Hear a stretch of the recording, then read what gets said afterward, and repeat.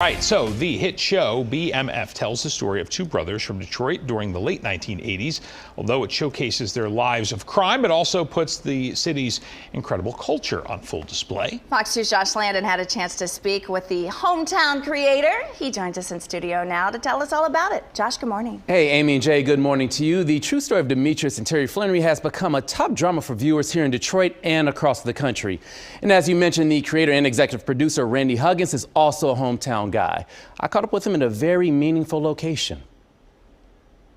What up, though? What's up, Meech? It's white boy Randy. BMF airs on Starz, Season 1, going into the roots of Demetrius and Terry Flannery growing up in Southwest Detroit. Explain where we are right now.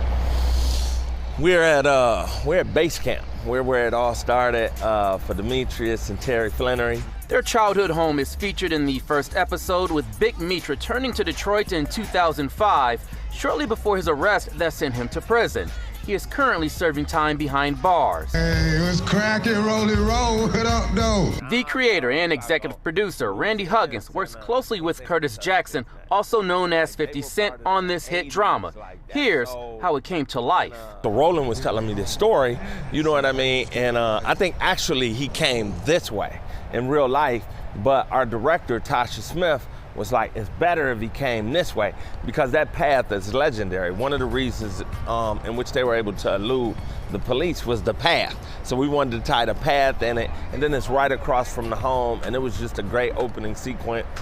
Huggins, who grew up on the city's east side, attended DePorres High School and graduated from Grambling University.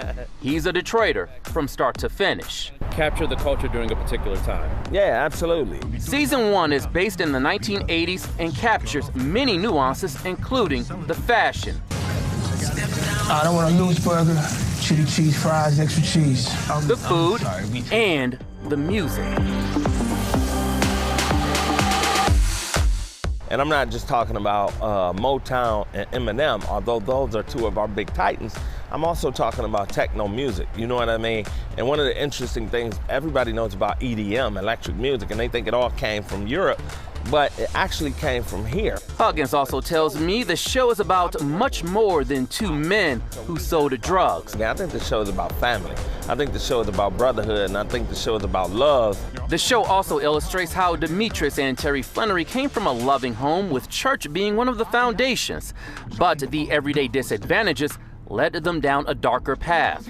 At the same time, a wrongful act turned into something positive, with the role of Big Meech played by his real-life son. So you're taking a kid that has never done something, and you're giving him an opportunity that he took and he knocked out of the park.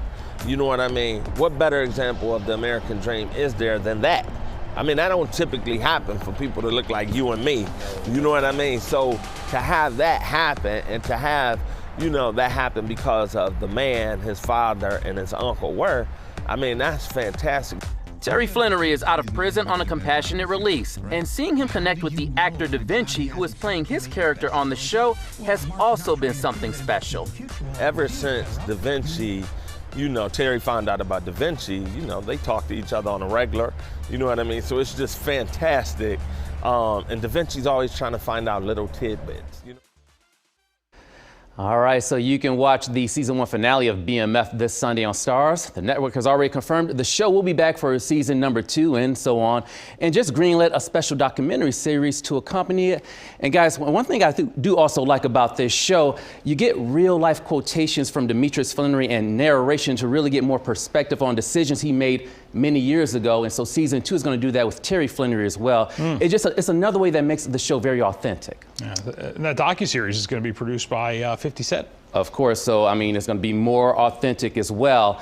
Now, the only letdown, Randy mentioned to me, the only letdown, as you know, the state of Michigan no longer has that tax incentive. Yeah. So back in April, the crew did come here and they filmed for about a week, so they got some real Detroit scenes while they were here, but they couldn't film the entire season here because it's all based in Detroit. So they did the bulk of it in Atlanta, and that was $45 million pumped into that local economy. Ooh. So that was like the only letdown, but they will be back for season 2, because season 2 will take place in the city of Detroit once again.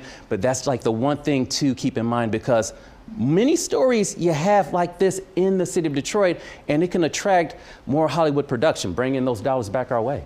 Yeah, we've seen that many times, Josh. Yeah.